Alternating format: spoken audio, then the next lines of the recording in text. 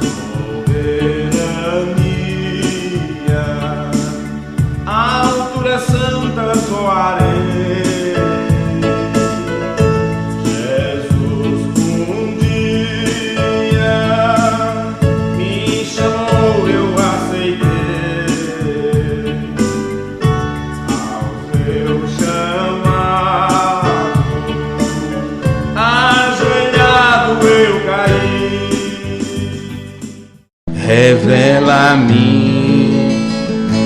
enquanto eu aqui viver, até eu ver da vida o fim. De novo, Jesus meu Rei, Mestre e Senhor, o teu amor revela-me enquanto eu aqui viver, até eu ver da vida o fim.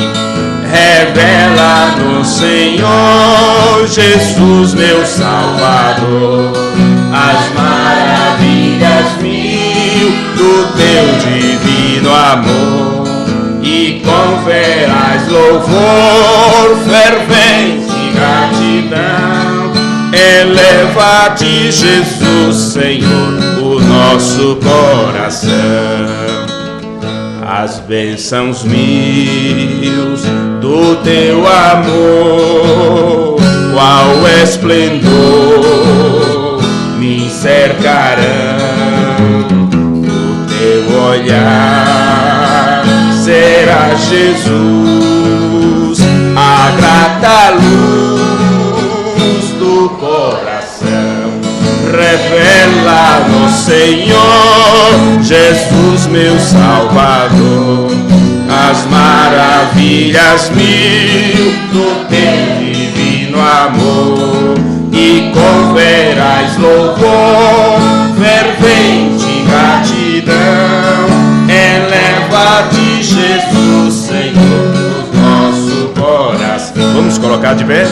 Sorrisos teus verei brilhar, se não andar no mundo vil, desfrutarei, verás tempo de paz primaveril.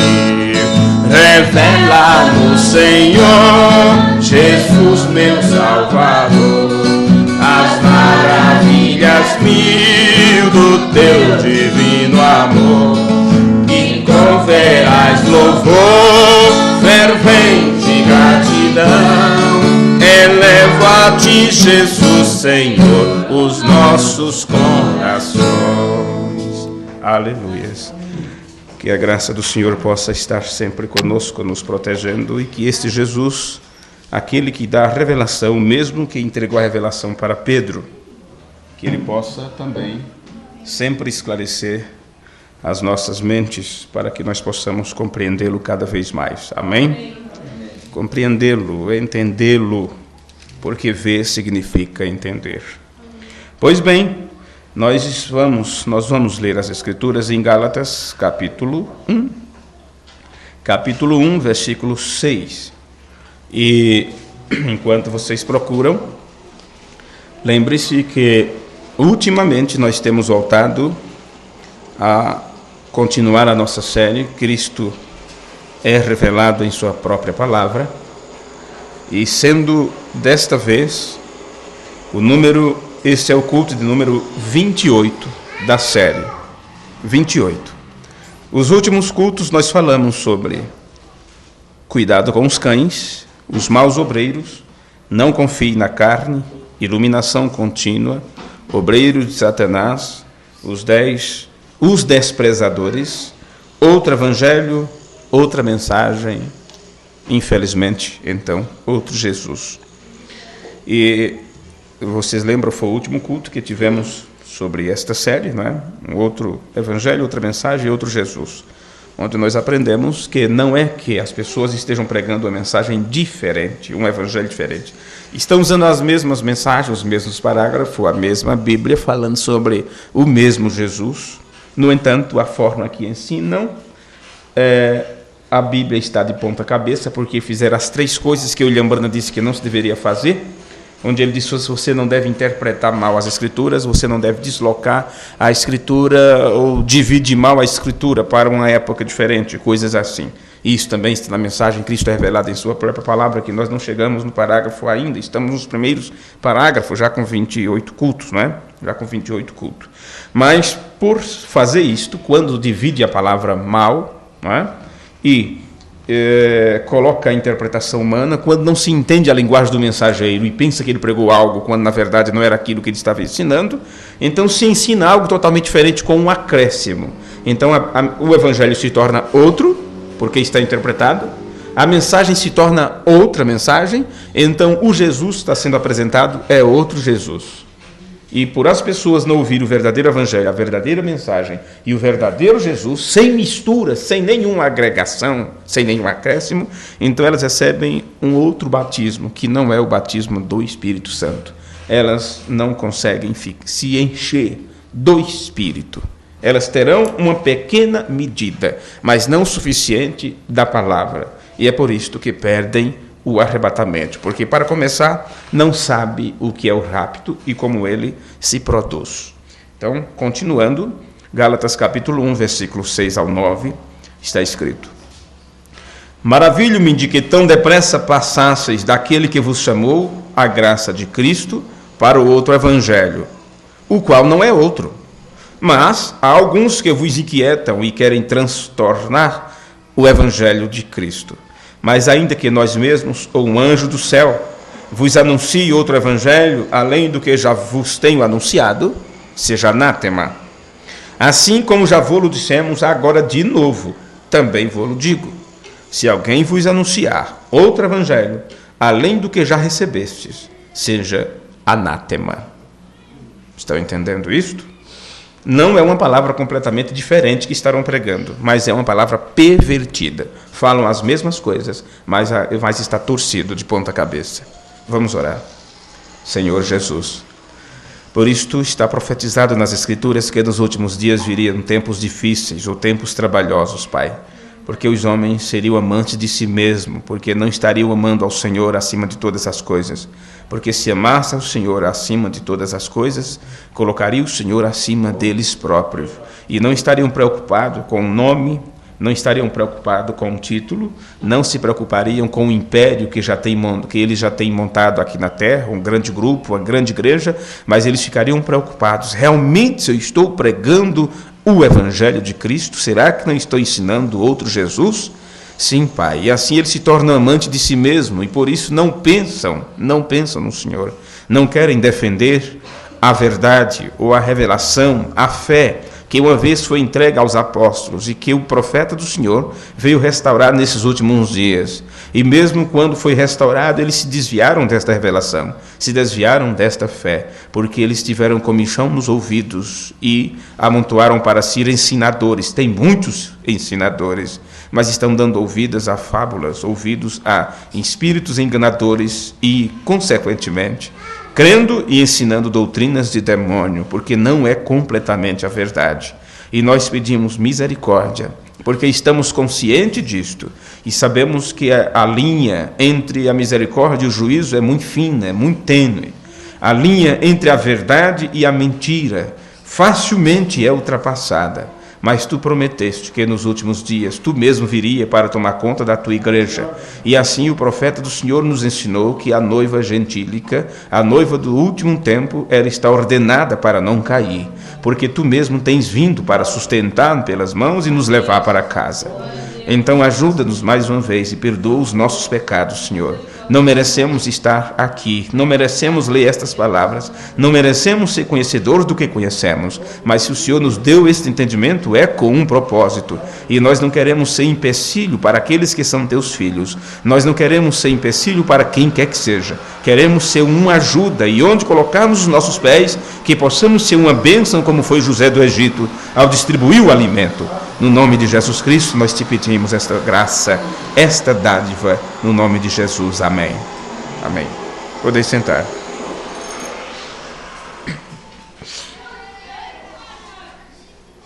Agora, com isto em mente, irmãos, o que acabamos de pronunciar, com isto em mente, isso nos conduz, nos leva de volta à mensagem do irmão Branham que nós estamos estudando.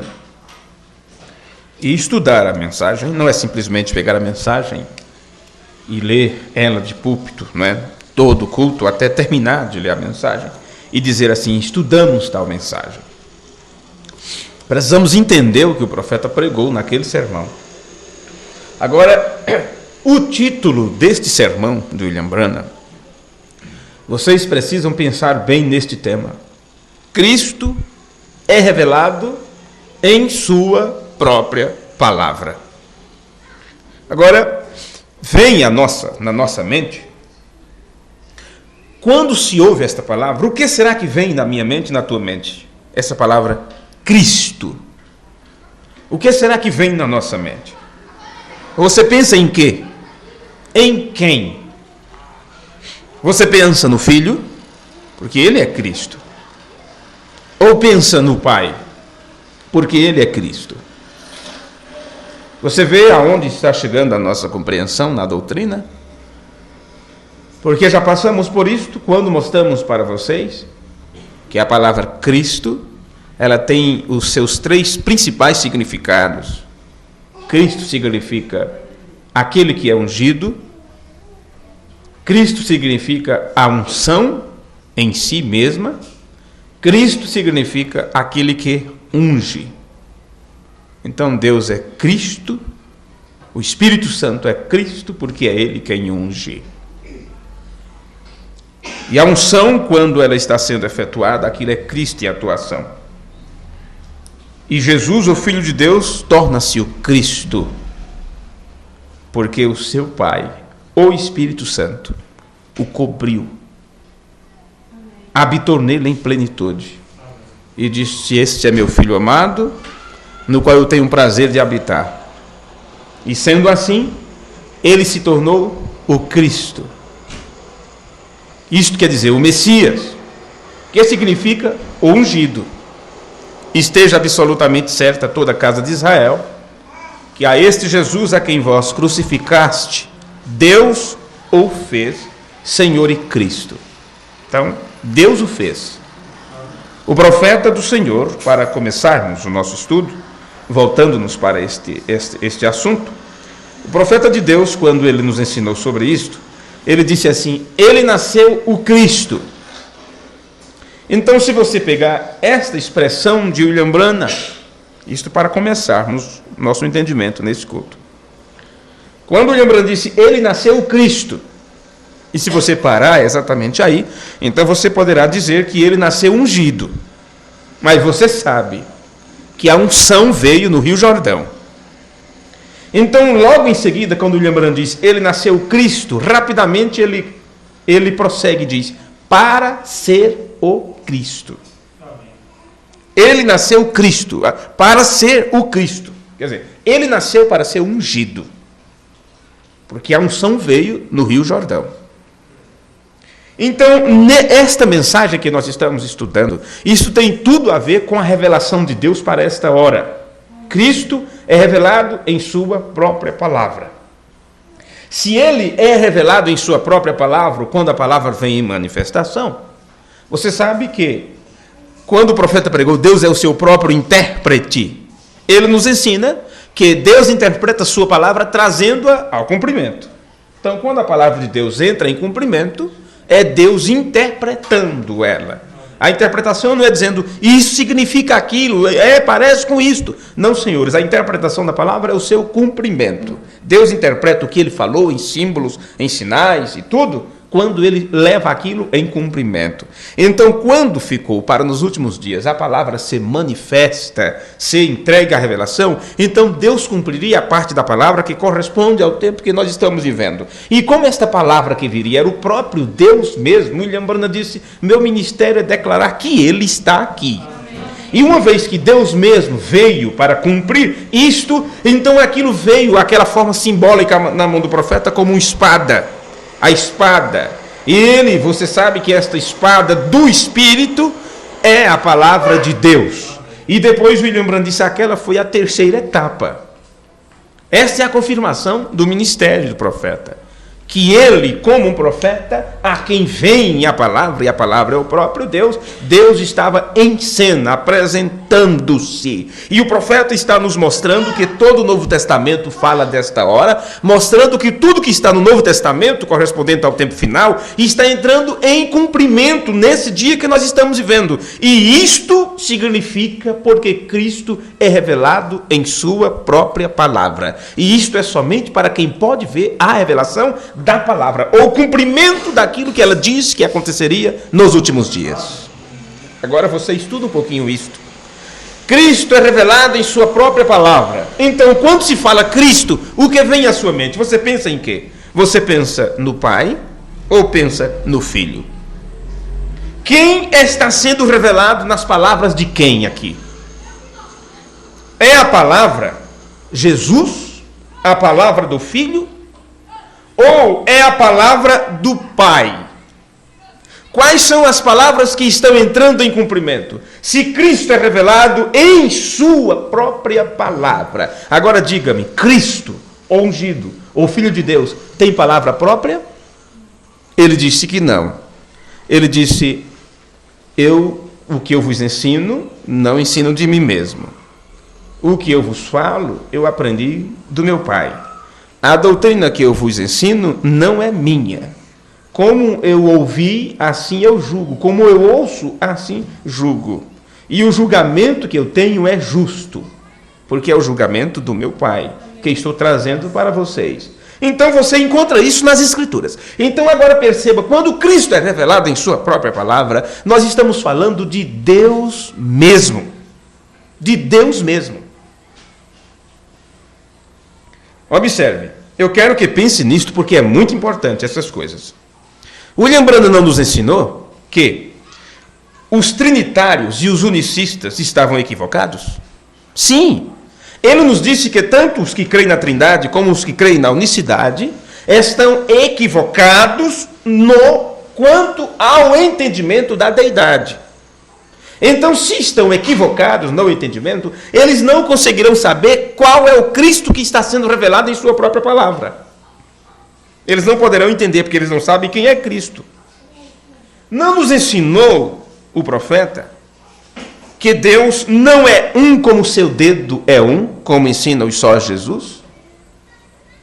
Pois bem, então se a deidade não é um como seu dedo é um, e ele não é três, como os trinitários creem,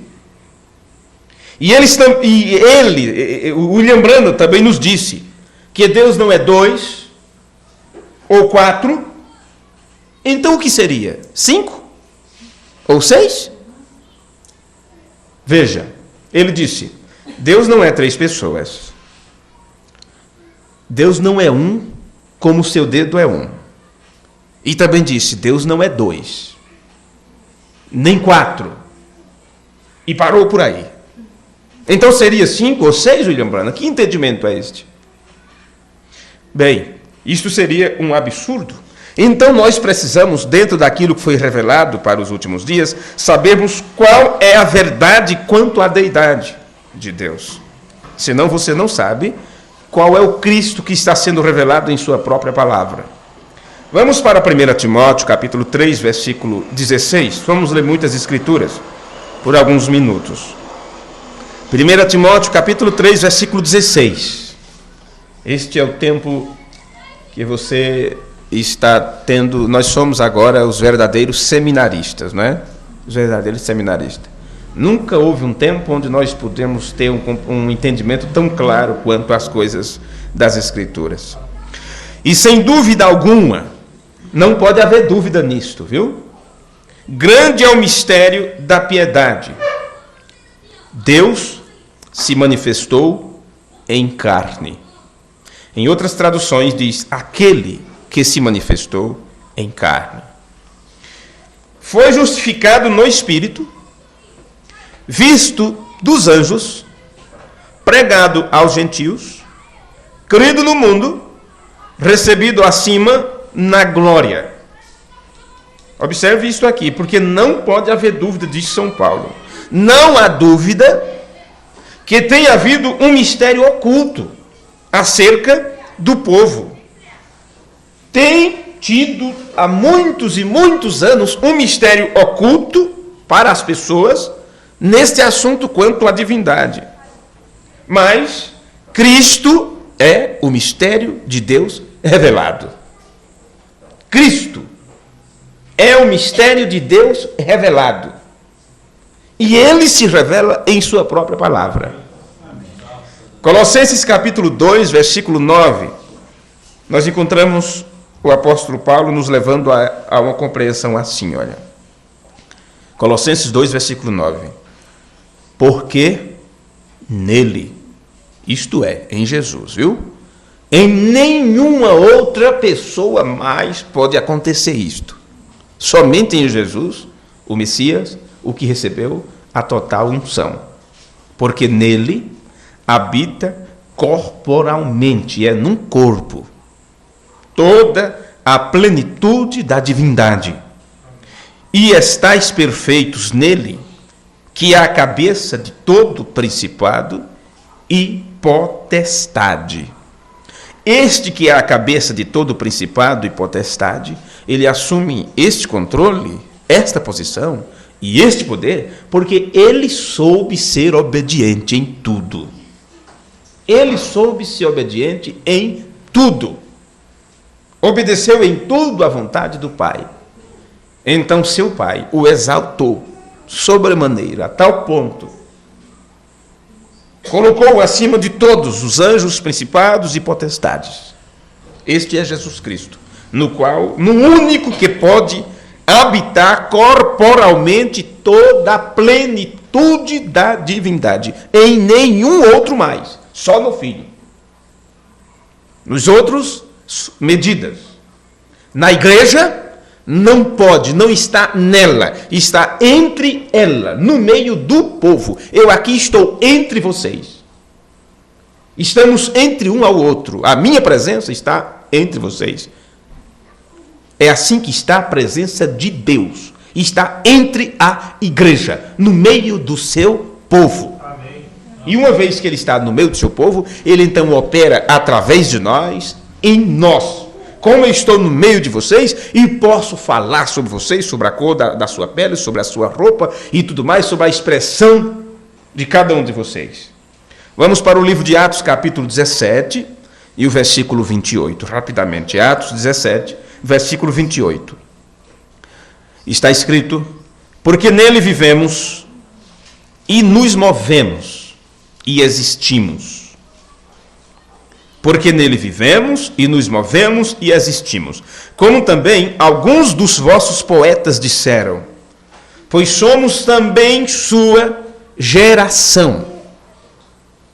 Sendo nós, pois, geração de Deus, não havemos de cuidar que a divindade, no nosso português, aqui está divindade. A Bíblia em espanhol está deidade, que é a mesma coisa aqui. Não havemos de cuidar que a divindade seja semelhante ao ouro. Não é possível que vamos pensar coisa desse tipo.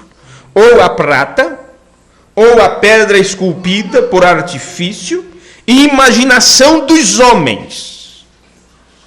Mas Deus, não tendo em conta os tempos da ignorância, pois bem, você foi ignorante até certo dia quanto às coisas a respeito da deidade. Agora você já não é mais ignorante.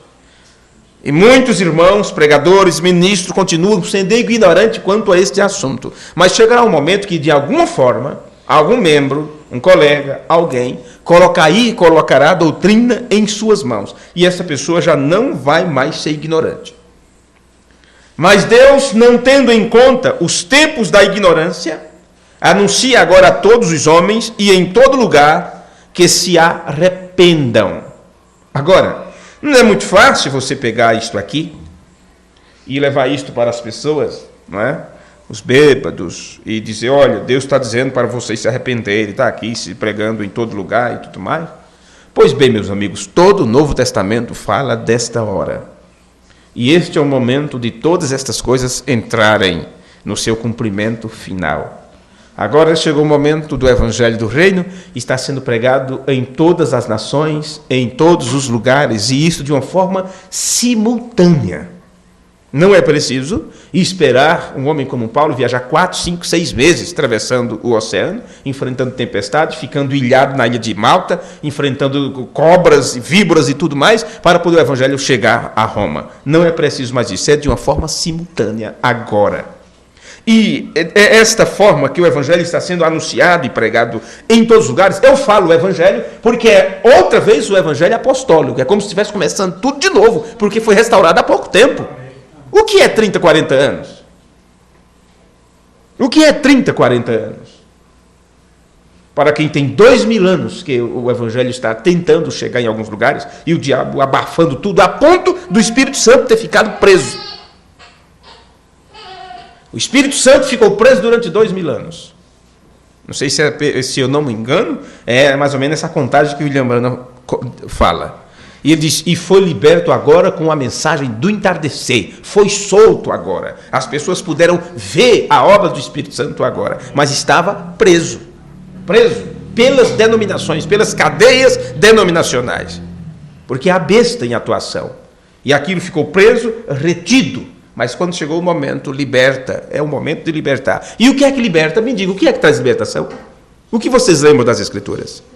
Se o Filho vos libertar, verdadeiramente sereis livres. Como é que o Filho liberta? Quando ele leva até as pessoas a palavra do Pai. É as palavras de Deus que traz liberdade. E esta palavra de Deus veio através de seu Filho. Havendo Deus antigamente falado muitas vezes e de muitas maneiras aos pais pelos profetas, a nós nos falou nesses últimos dias através de seu Filho. Então aquilo que o Filho trouxe, os apóstolos ouviram, olha as orelhas, desse tamanho ouvindo. E depois deixar aquilo registrado para nós. E o que é que temos que fazer? É levar adiante as palavras do Filho de Deus, porque ele disse, são palavras do Pai. E se vocês não creem em mim, porque eu estou aqui como um homem, crede nas obras que eu realizo, porque são as obras de Deus. Homem nenhum poderia fazer isto. Vê como é que é as coisas? Pois bem, então agora o Evangelho está sendo pregado em todos os lugares, chamando as pessoas ao arrependimento, a se arrependerem. E se arrepender, você sabe, isso trata-se de uma conversão. E esta conversão é quando você está andando para uma determinada direção e você diz, puxa, não está certo aqui. Você dá meia volta, começa a andar em direção ao contrário do lugar onde você estava indo. Isso se chama conversão, se arrepender. Então, dentro deste assunto sobre a doutrina de Cristo, o Evangelho original e verdadeiro de Jesus Cristo está sendo entregue, está sendo pregado para que as pessoas se arrependam e voltem atrás de suas crenças, de suas ideias erradas e doutrinárias, e volte ao Evangelho. Mas, puxa vida, e agora? O que é que eu posso fazer? Preguei por tantos anos que era assim. Deus não leva em conta o tempo da ignorância. Se os pregadores descobrissem esse segredo, eles não teriam nenhum problema com seus membros. Eles não teriam que dizer, que ficar preocupados se as pessoas vão dizer, puxa, mas meu pastor não sabia, ele não ensinava direito, e agora? Eles não devem ter este temor. Tanto ele, tanto o ministro, como os membros, têm que entrar na mesma linha de pensamento e voltar atrás, se arrependerem e voltar para o Evangelho de Cristo que está sendo anunciado agora a todas as nações. A verdade do assunto é que há um Deus e este Deus teve um filho. Esta é a doutrina apostólica. Esta é a doutrina de Cristo. Existe um Deus, há um Deus e ele teve um filho. E este filho, ele não veio à terra para declarar a si mesmo. Este filho, ele veio para declarar ao Pai. Para declarar ao Pai. Então, ele não veio para revelar a si próprio. Ele veio para revelar o Pai. Ele não veio para manifestar a si mesmo. Ele veio para manifestar ao Pai. E é por isso que ele disse em João 14, versículo 6, quem vê a mim, vê ao Pai. Porque ele tinha vindo revelar o Pai. O Deus desconhecido que ninguém nunca tinha podido ver, nem poderá ver jamais, a não ser através de seu Filho. João 14 foi o que eu citei, não é? Versículo 6. Disse-lhe Jesus, eu sou o caminho e a verdade e a vida. Ninguém vem ao Pai senão por mim. Se vós me conhecestes a mim, também conheceríeis a meu Pai. E já desde agora o conheceis, e o tendes visto. Disse-lhe Filipe: Senhor, mas eu não estou vendo, não é? Eu não conheço, só estou vendo você. Senhor, mostra-nos o Pai, o que nos basta. Disse-lhe Jesus: estou há tanto tempo convosco que não me entendes. Conhecido, Filipe, quem me vê a mim, vê o Pai. E como dizes tu, mostra-nos o Pai? Não crês tu que eu estou no Pai e que o Pai está em mim? Jesus nunca disse que ele era o Pai. Ele sempre disse: o Pai está em mim fazendo as obras. Vê?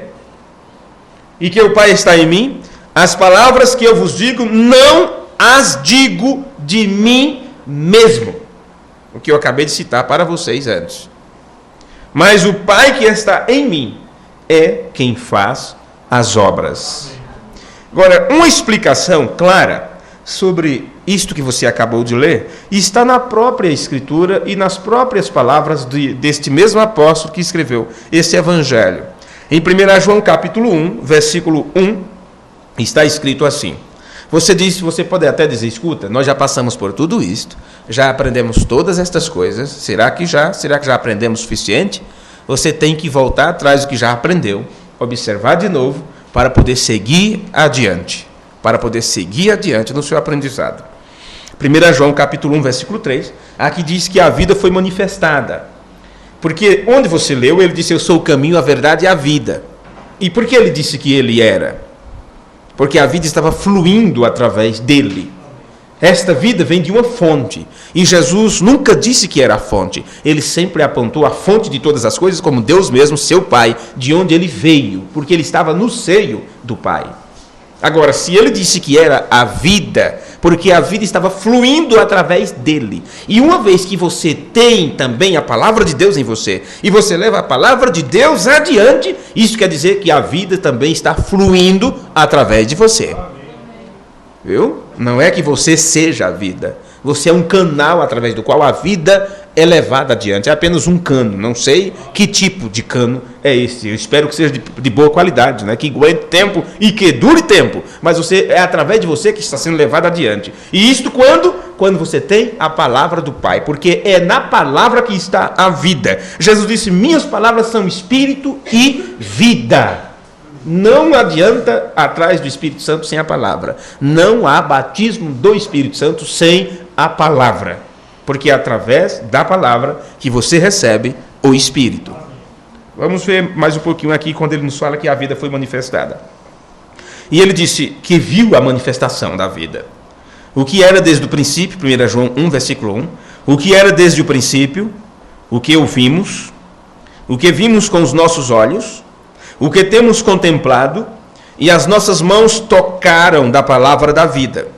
Porque a vida foi manifestada, e nós a vimos, e testificamos dela, e vos anunciamos a vida eterna. Olha, era algo tão, vamos dizer assim, não era uma coisa, como é que chama, subjetiva, não era apenas uma ideia, uma expressão, um pensamento, era algo que eles puderam ver, perceber, tocar nela. Ver. Abstrata? Sim, não é uma coisa abstrata, de forma nenhuma. É algo real, observe. Porque a vida foi manifestada e nós a vimos e testificamos dela. E vos anunciamos a vida eterna. Bem, onde é a fonte de vida eterna? Ele diz que estava com o Pai e nos foi manifestada. O que vimos e ouvimos, isto vos anunciamos, para que também tenhais comunhão conosco. Quer dizer, você tem que beber desta mesma água, tem que participar desse mesmo pão da vida, tem que comer deste mesmo alimento, que é a palavra. E ele diz, para poder ter comunhão. E lembrando isso, comunhão é isto, é estar junto, é conversar. E a respeito do que você conversa? Quando se trata da palavra, quando se trata da doutrina, vem? E a nossa comunhão é com o Pai e com seu Filho, Jesus Cristo. Então, eu gostaria de fazer-lhes uma pergunta muito simples aqui. Quando você vê ao Filho, a quem realmente você está vendo? Esse foi o problema com Filipe, que Jesus estava dizendo que o Pai estava ali, trabalhando através dele, falando através dele. E Jesus disse: vocês têm visto, vocês conhecem o Pai, porque ele está com vocês. E Filipe disse: mostra, eu quero ver. Ele estava olhando para o Filho. Pois bem, quando você vê ao Filho, a quem realmente está vendo? Você está vendo ao Filho ou estará vendo o Pai no Filho? Trabalhando, vivendo através do Filho. Quem lhes foi revelado? As pessoas, quando Jesus falou a eles. Enquanto Jesus conversava, como eu estou conversando com vocês, quem estava sendo revelado ali através de suas palavras? Quem estava sendo manifesto? Quem estava se dando a conhecer? Era o Filho de Deus? O Filho ou o Pai? Enquanto Jesus fazia os milagres, pense que os milagres são um chamativo, é apenas isto, para chamar a atenção, é uma isca, para atrair a atenção das pessoas. E depois que atrai a atenção, é para que as pessoas olhem para algo. E Jesus não estava ali apontando a si próprio, ele estava apontando ao Pai. Então, enquanto as pessoas ouviam Jesus falar, ouviam Jesus trabalhar, eles precisavam entender que tudo aquilo era para que eles vissem que Deus estava presente, que Deus estava atuando, que Deus estava trabalhando. E por isso Jesus disse: o Pai trabalha até agora e eu também trabalho, porque o Pai está trabalhando através de mim. Então, quando você ver a Jesus, quando Jesus estava falando àquelas pessoas, a quem eles estavam vendo? O Filho ou o Pai? Você precisa saber isto, se vai entender, se você quer realmente entender o que tem sucedido nesta hora final, se você quer entender o que tem acontecido com esta revelação que veio nesses últimos dias, então você precisa entender o que aconteceu nos dias de Jesus. Porque se você não pode ver Deus, o Deus do universo, o Deus de toda a criação, trabalhando através de um homem, seu Filho, você não poderá entender como foi que Deus trabalhou através de seu profeta nestes últimos dias. Entenda isto de uma forma total e completa. Você precisa saber desta revelação se você quiser entender o que tem sucedido nesta hora. Romanos capítulo 1, versículo 1. Vamos ler um pouquinho a Bíblia Sagrada. Romanos capítulo 1, versículo 1. Vamos ver. Paulo, servo de Jesus Cristo. Bem, ele está dizendo aqui de quem era servo. Ele está dizendo que é servo de Jesus Cristo. Chamado para apóstolo, ele recebeu um chamamento.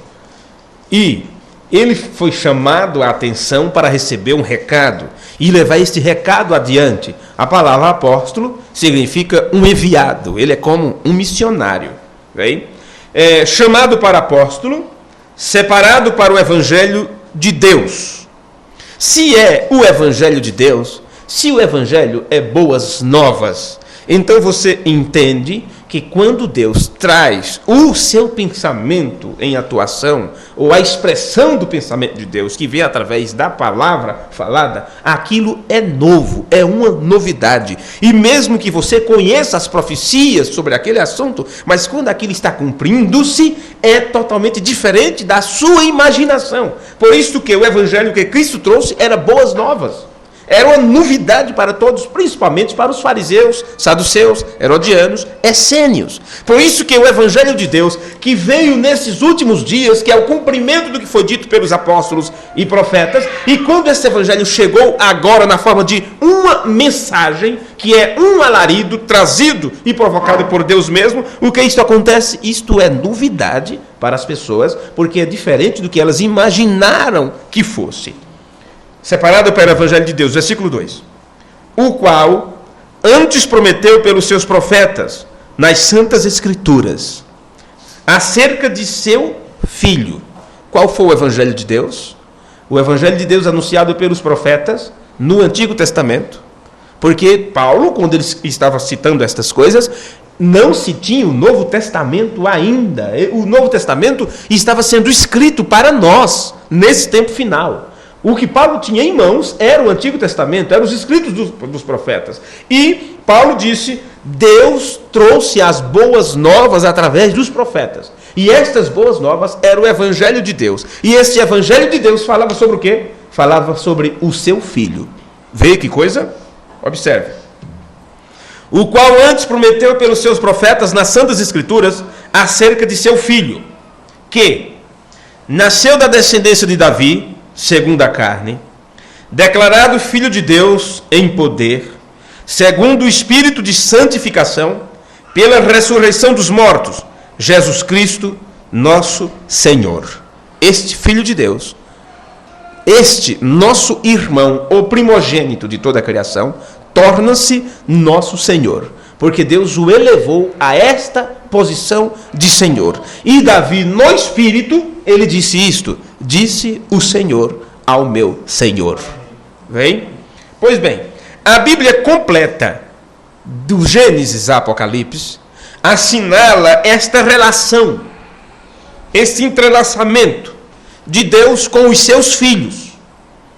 E como esta relação será trazida à tona por meio da instrumentalidade de seu próprio Filho. A relação de Deus com os seus filhos, que nós cremos que somos filho de Deus, esta relação é trazida à tona, é manifesta e nos dita como é que ela acontece, como se desdobra através da instrumentalidade de seu próprio Filho. Seu Filho não manifesta o Pai, você jamais saberia quem é este Pai. Você jamais saberia quem é este Deus. Em 1 Timóteo, no capítulo 3, versículo 16, foi onde nós já lemos, Paulo disse, e sem dúvida alguma, grande é o mistério da piedade.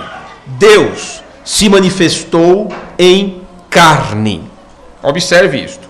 Foi justificado no Espírito, visto dos anjos, pregado aos gentios, crido no mundo, recebido acima na glória. Aqui nesta expressão das Escrituras, Deus se manifestou em carne. Agora você precisa entender isto de uma vez por todas.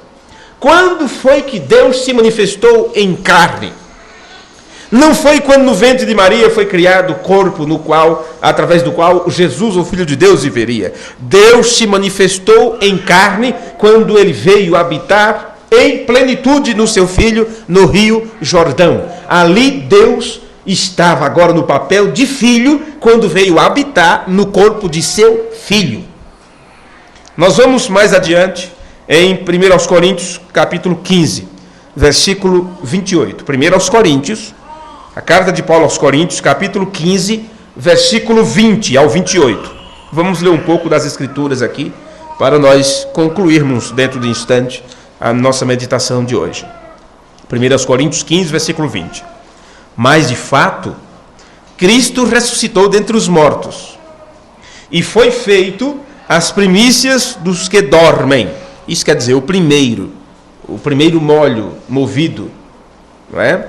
Porque assim, como a morte veio por um homem, que foi Adão, quando ele caiu em pecado, quando ele transgrediu a perfeita vontade de Deus, então a morte entrou, e dali por diante começou a haver a primeira morte, quando Adão caiu em pecado, não é? Quando ele pecou. Porque assim como a morte veio por um homem, também a ressurreição dos mortos veio por um homem. Agora, este homem aqui, através do qual veio a ressurreição dos mortos, você sabe que esse não é um homem comum, não é simplesmente um profeta, não é um rei, um sacerdote, ou seja o que for. Foi o Filho de Deus, que quando ele estava na forma de Deus, antes dele se manifestar em carne, e ele estava na forma de Deus, ele não teve por usurpação ser igual a Deus.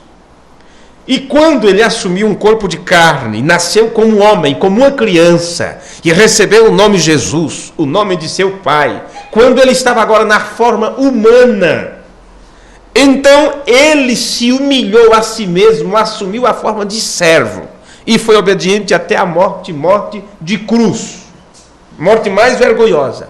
Este homem, este que assumiu a forma humana, este era o Filho de Deus.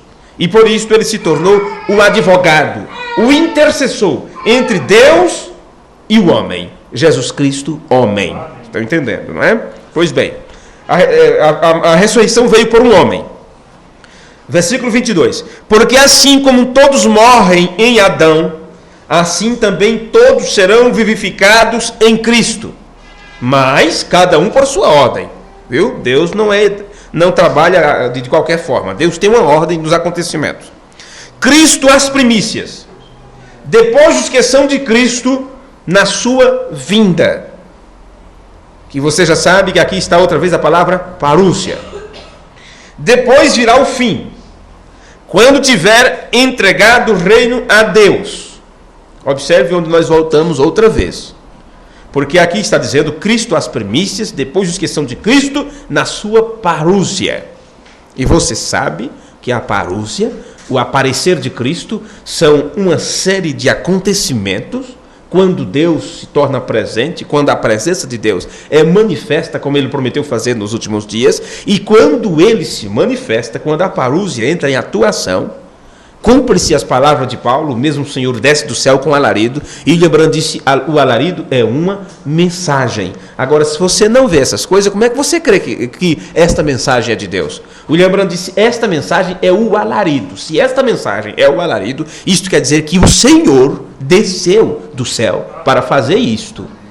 Por isto, estes da ressurreição dos mortos, estamos neste processo. Por isso Deus, de uma forma completa, de uma forma contínua, está mudando o nosso pensamento, transformando a nossa mente, porque estamos nos aproximando do tempo da transformação dos nossos corpos. E no momento, no abrir e fechar de olhos, nossos corpos serão transformados. Os mortos em Cristo ressuscitarão. E nós seremos transformados, então subiremos para encontrar com eles. Então veja isto que aqui diz, primeiro, Cristo as primícias, depois os que são de Cristo na sua parúcia, ou no seu aparecer, porque estamos dentro deste acontecimento, no processo do arrebatamento. Depois virá o fim. Agora, isto ele já pulou lá depois de milênio, já foi lá na frente nos acontecimentos. Depois virá o fim, quando tiver entregado o reino a Deus. Bem, alguém entrega o reino a Deus. Não queira mudar as escrituras. Tem um aqui que entrega o reino a Deus. E este que entrega o reino é aquele que recebeu. E aquele que recebeu, a ele foi dito, assenta-te à minha destra. Assume aqui uma posição de honra, acima de todos os reinos e potestades e tudo, até que eu ponha os inimigos debaixo dos teus pés. Então depois, aqui diz que quando ele tiver, o Filho de Deus, tiver entregue o reino a Deus, ao Pai, porque Deus é quem é o Pai, Jesus não é nosso Pai, Jesus é nosso irmão, Deus que é nosso Pai. Jesus não se envergonha de nos chamar de irmãos. Se somos filhos de Deus, Jesus disse, Deus é meu Pai, Ele é meu Pai e vosso Deus. E é a esse Deus e Pai que Jesus entregará tudo de volta. Quando tiver entregado o reino a Deus, ao Pai, e quando houver aniquilado todo o império e toda a potestade e força, porque convém que reine, eu quero mostrar isso bem claro para vocês, porque convém que Jesus, o Filho de Deus, reine até que haja posto a todos os inimigos debaixo de seus pés. Você sabe que depois de rapto, depois de festa nas bodas, milênio. E no milênio, Elohim estará sentado no trono. No milênio, que será aqui na terra. E como será Elohim sentado no trono? Estará Jesus, o Filho de Deus, no trono, e seu Pai habitando nele. É assim que Elohim se assenta no trono. Mas lembre-se disso, que depois do milênio, o pecado ainda será enfrentado. Depois do milênio é que vem lago de fogo, é onde a morte será colocada lá também. Por isso que convém que ele, o Filho de Deus, reine até que todos os inimigos sejam colocados debaixo dos seus pés. Então isto vai depois de milênio ainda. Ora, versículo 26. O último inimigo que há de ser aniquilado é a morte. Vê? Por quê? Todas as coisas sujeitou debaixo dos seus pés. Eu quero mostrar só essa frase aqui para vocês, olha. Porque todas as coisas sujeitou debaixo dos seus pés. Não é que Jesus disse assim, vou colocar todas as coisas debaixo dos meus pés. Não, senhores. Todas as coisas, Deus mesmo sujeitou debaixo dos pés de Jesus, seu Filho. Mas, quando diz que todas as coisas lhes estão sujeitas, claro está que se excetua aquele que lhes sujeitou todas as coisas. Agora, ouça a Bíblia na linguagem de hoje. Quando eu, Paulo, estou dizendo para vocês, estou lendo as Escrituras, quando eu, Paulo, estou dizendo para vocês que todas as coisas estão debaixo dos pés de Jesus, eu quero colocar aqui uma ressalva, menos Deus, que todas as coisas colocou debaixo dos seus pés. Este Deus e Pai não pode ficar debaixo dos pés do Filho, ele sempre estará acima dele. E quando, versículo 28, e quando todas as coisas lhe estiverem sujeitas, então o mesmo Filho se sujeitará àquele que todas as coisas lhe sujeitou, para que Deus seja tudo em todos. Aqui está uma imagem clara, um quadro muito bonito dos acontecimentos finais.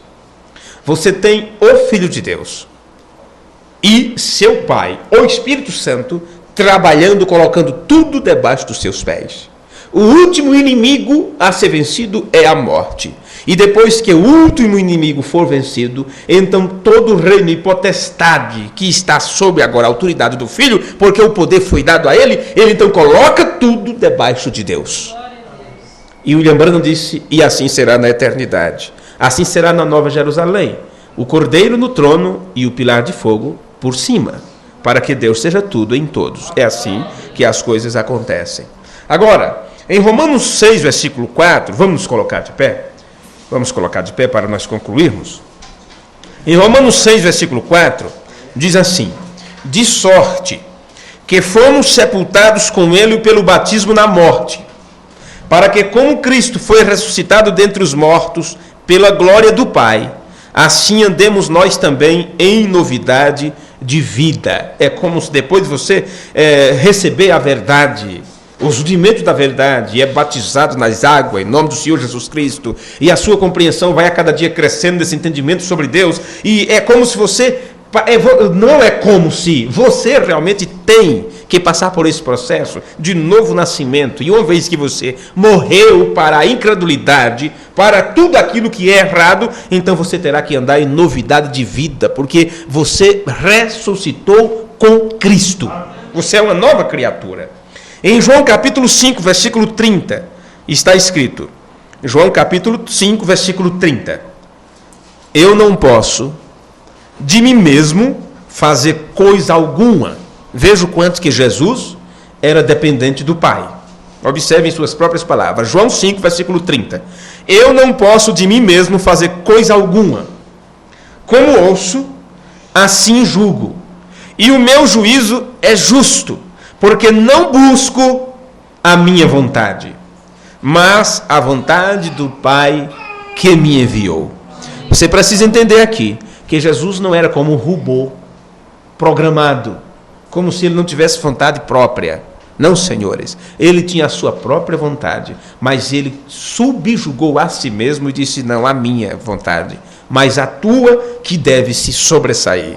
Tu, ó Pai, é que deves ter a preeminência. Então, ele poderia falar com as pessoas, ele poderia interagir com as pessoas, ele poderia ensinar grandes coisas para as pessoas de si mesmo. Ele era o Filho de Deus, mas, no entanto, ele não estava ali para isso. Ele estava ali para expressar o pensamento do Pai. Por isso ele disse, olha, eu não posso de mim mesmo fazer coisa alguma. Esse eu não posso, você acha que tinha alguém obrigando ele a não fazer? Ou você, como filho de Deus, você acha que Deus coloca um cabresto sobre você para que você não faça a coisa errada? Não, senhores, Deus te deixa livre e te dá o livre-arbítrio. Você faz a coisa errada se você quiser, você entra onde você quiser, você bagunça se você quiser, mas, no entanto, quando você aprende a relação entre Deus e seus filhos e tem Ele como soberano, então você diz, Senhor, meus desejos não valem, minha vontade não vale. Tu é que és o soberano, então cumpra sobre a minha vida a tua vontade. Amém? Que o Senhor vos ajude e nos abençoe mais uma vez. Vamos orar. Senhor Jesus, Tu que és o Deus de amor, de graça e de misericórdia, e estás acima de todas as coisas, Pai bendito.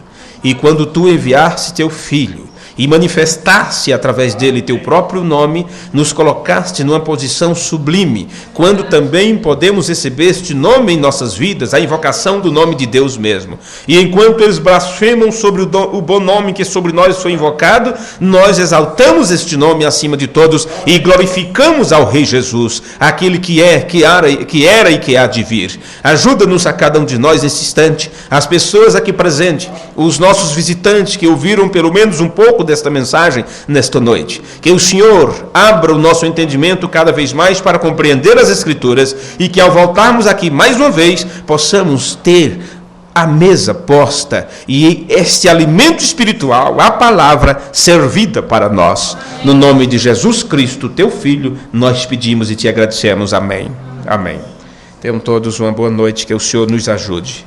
Que a beleza de Cristo se veja em mim, toda sua admirável pureza e amor. Vem Tu, chama divina, todo meu ser refina, até que a beleza de Cristo se veja em mim. Vamos dizer todos juntos: Pai nosso que estais no céu, santificado seja Teu nome. Venha a nós o Teu reino.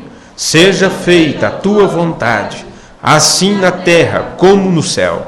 O pão nosso de cada dia nos dá hoje, e perdoa as nossas dívidas, assim como nós perdoamos aos nossos devedores. E não nos deixe cair em tentação, mas livra-nos do mal, porque Teu é o reino, o poder e a glória para sempre. Amém.